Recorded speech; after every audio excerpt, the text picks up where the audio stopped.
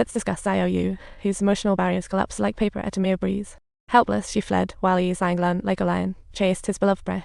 Until he was in the hallway, screaming her name at the top of his lungs, and suddenly, this dramatic moment arrived. Time's ill. Xianglun dashed back to the classroom, only to find Xiaoyu was MIA, and two thugs were rummaging around like they were on a treasure hunt. They casually handed Xianglun a dirt leaf, and he asked, "Did you see a girl around here?" But their answer left him dumbfounded. A girl? Who? This dance party is really strange. I'm family with her. He retorted, "You mean the one dancing with me? Are you guys joking?" He mumbled, "Wasn't I dancing alone in this whole place? And now they're out to steal my thunder." Thinking of his experiences with Xiaoyu, Xianglun couldn't believe she was just an illusion. Others' reactions seemed to confirm her existence. He vaguely recalled that after the ball, the girl's mocking invitation, it turned out he was the one enjoying everything all by himself.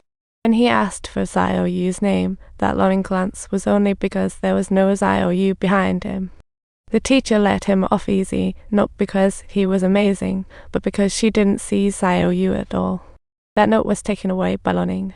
Since Xiaoyu's spot had always been empty, the more he thought about it, the wilder this play in his head became. Unconsciously, he dusted off in Xiaoyu's seat, and before long, some scribbled notes appeared on the table. He hurriedly took a pen from his pocket to answer Xiaoyu, but it was nearly dry, so he awkwardly drew a heart.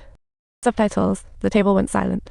Xianglun rushed anxiously to Xiaoyu's home, where the aunt welcomed him, and instead of closing the door, the aunt told him to be quiet as Xiaoyu rested in her room. He opened the door and saw a meaningful ornament on the windowsill.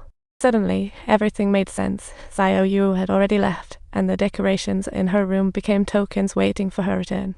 She noticed the painting on the table, reached for it, but was stopped by her aunt, panicking like Xiaoyu's bodyguard. When she saw that the image he held was of the boy in front of her, the aunt's eyes expressed a hint of heartache. "Xiaoyu, Mom should have believed you."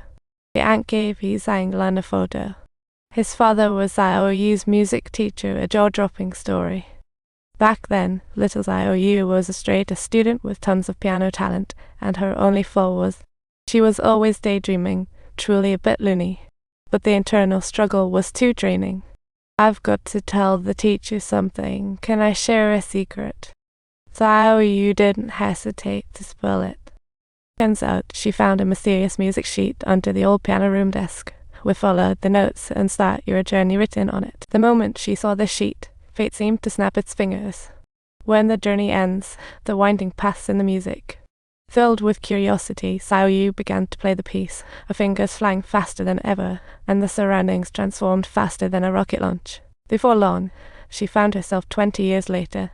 Just when she was about to hide the sheet, Xianglun barged into the piano. Since Xianglun was the first person she saw, only he could perceive her presence. Enrolled in the same class, they silently began a magical adventure of love. But when Xianglun passed her a note, she accidentally got the door slammed in her face and caught a glimpse of the pianist arriving early. Eventually, Xiaoyu realized that this time-traveling romance was bound to have no ending, so she decisively handed the music sheet to the teacher and made up her mind to stop looking for Xianglun, and asked the teacher to keep the secret. To help Xiaoyu, the next day, the teacher spilled the beans to the class monitor. But the class monitor, without care, made Xiaoyu's troubles public, resulting in her being ridiculed by her classmate. "What's so great about doing well in school? She's just a silly weirdo." Xiaoyu's defenses crumbled. From then on, Xiaoyu chose to drop out, locking herself in her room, repeatedly playing the song she shared with Xianglun. She told her mother about the time-traveling tale, but Mom, like everyone else, didn't believe her. To prove that Xianglun really existed, Xiaoyu drew his likeness her protest throughout.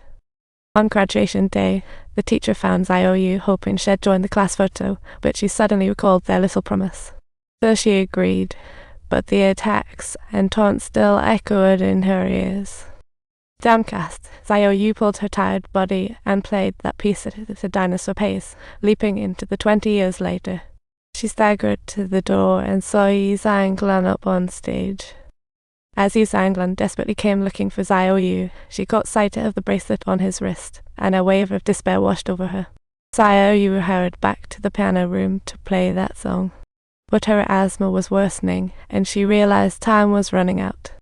She scribbled everything she wanted to say on the table, and the moment she wrote the last word, her asthma flared up again, and Xiaoyu left this world forever.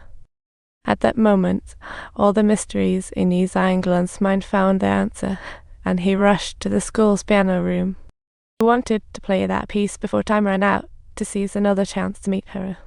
When he arrived at school, the piano room was blocked by the crew, so he climbed through the window, desperate. As construction started, she finally stood before the piano, playing from memory with all her strength.